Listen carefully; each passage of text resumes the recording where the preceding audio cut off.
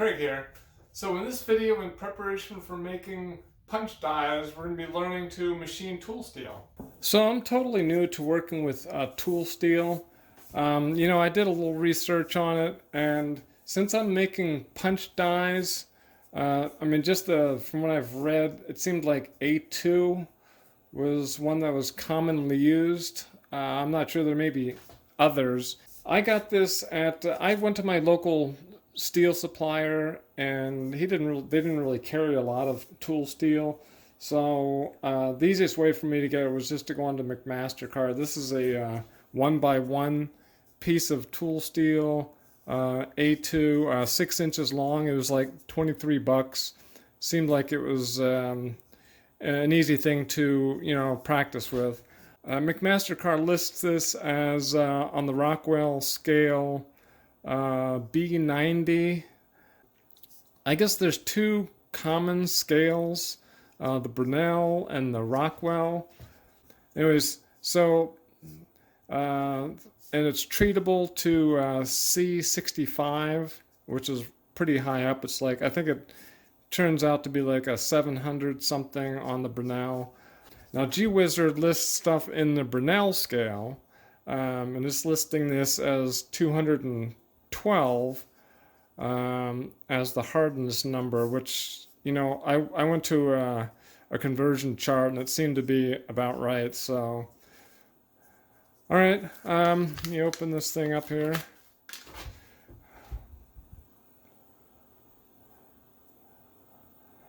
Pretty cool. All right, well, I'm not going to machine it in this length, so I guess what I need to do is I'm going to cut it down into, say, 1-inch lengths.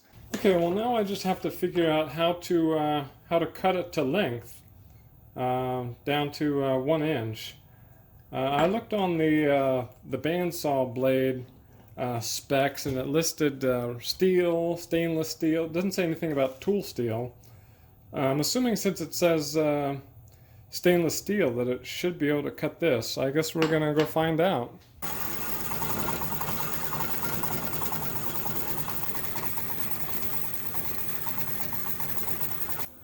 Okay, well, that seemed to work out okay. I basically just cut it the same way I would normally cut, mild steel. I just cut it a lot slower. It probably took like 4 or 5 minutes just to cut this little part here. All right, cool. Now, as far as the feeds and speeds on that, like I said, I just cut it, but I did a little research on the feeds and speeds on this. This is the manual from the Grizzly. The manual's been outside. So anyways, there's shows different kinds of tool steels here. High speed tool steel, cold work tool steel, hot work. I don't know. I was actually at like 90 inches per minute on that, using a 610 variable anti-vibration bandsaw blade. So looking at the other chart, it says it's supposed to be like 814, but that's right next to 610, so it's probably not that big of a deal. But as far as the feet per minute, yeah, I'm not sure if I was supposed to be more in the 200 range. Here it says cold work. I don't know if A2 is considered a cold work. It's 95 to 213.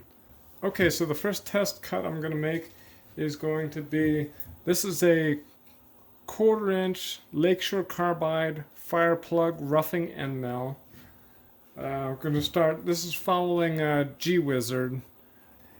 Going to start with 3,500 RPM, 35 inches a minute. That's a surface feet per minute, surface feet of 229.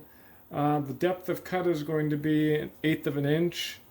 Width of cut, I'm just going to start off with 10 thousandths width of cut. Just a horsepower of 0.04. This is the Tormach 770 in the high belt position.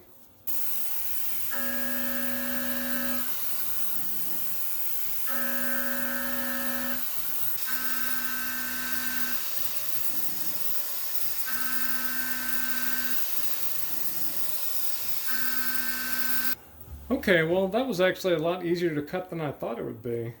It sounded really good. I'm not going to get carried away here, though. I'm just going to change that to a width of cut of 15 thousandths. Before it was 10, now I'm going to go with 15 thousandths, see how that sounds.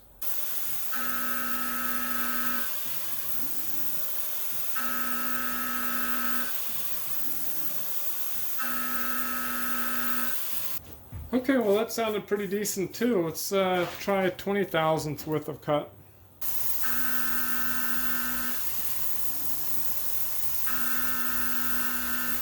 Okay, that still sounded pretty good. We're going to jump up to 30 thousandths width of cut.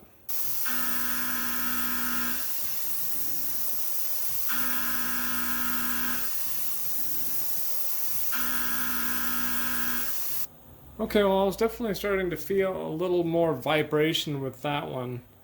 I mean, it could do it, but I mean, I'm going to try pushing it to 40 thousandths now and see if it'll do it.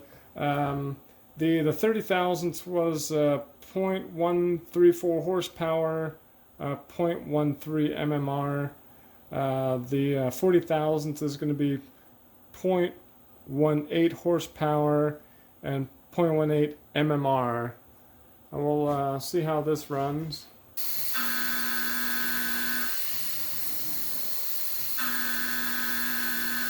You know, actually, I think that still sounded okay. Seems like that sounded better than the previous one. Maybe it was because it was further out this way, and the other one was further that way in the cut. I'm not sure. But yeah, we're going to try 50 thousandths worth of cut here.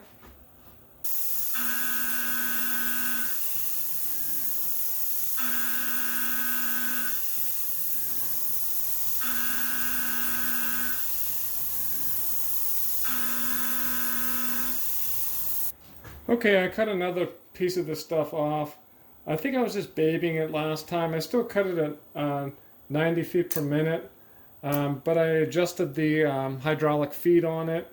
I think I was at like a half. This is the number on the hydraulic feed on the Grizzly bandsaw that I have. I went up to a 1. Usually I feed at a 2 on mild steel. I turned it up to 1. I was able to cut through this in less than a minute. So yeah, I think I was just babying it. All right, let me get set up for the next test. We're going to try 60 thousandths width of cut.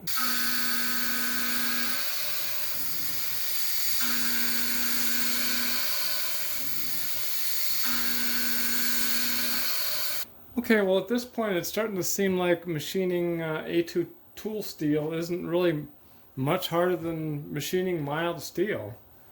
All right, well, the next one is going to be 70 thousandths width of cut. 70 thousandths width of cut is 0.31 horsepower, 0.3 mmR. The 60 thousandths width of cut was 0.27 horsepower, 0.25 mmR.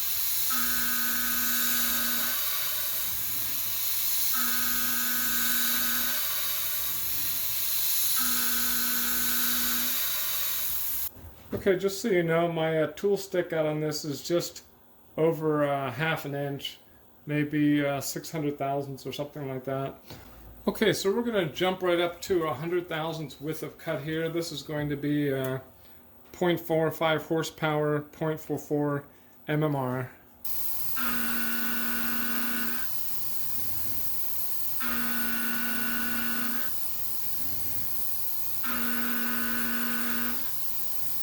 Okay, I decided to stop at 100 thousandth width of cut. I mean, I probably could have kept going, but I mean, it's giving me the information that I think I need in order to machine the tool steel. I know I didn't really go into much depth about the different combinations of depth of cut and width of cut and finishing and all that kind of stuff. I'm going to be getting more into detail on that on future videos when I actually start making the dies out of tool steel. So okay, so what have I learned from all this? Well, I think I've learned that machining tool steel, at least A2 is a lot easier than I thought. I was kind of dreading doing it, not dreading, but worried about it. It's going to be hard and all that kind of stuff. But it didn't seem like it was much different than machining mild steel. I was actually quite surprised. So, yeah, it definitely gives me a lot of confidence in being able to, machine the dies. I'm going to be making dies, or going to be making covers like this, punching out covers. I'm definitely looking forward to making full-size dies. I may make one or two more test dies before I actually make something.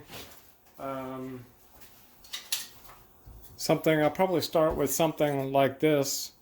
But I think I'm going to make, like I said in another video, I may make one or two more dies just to punch out a shape, maybe a square or something. I may use this stock right here. I'm not quite sure yet, but I think I've mentioned this in another video before, but it seems like the more I do machining, the more it seems like it's not as hard as I thought it was going to be. Sometimes you're afraid to get into something like machining tool steel or stainless or whatever you're thinking about getting into. It's probably not as difficult as you might think once you get into. A lot of it is just knowing what to do, like the different feeds and speeds and stuff. So, all right. Well, if you like this video, I'd appreciate the thumbs up. Feel free to leave any comments down below. If you'd like to subscribe, there should be a subscribe button over here, and some other video you might like to watch over here. And thanks for watching.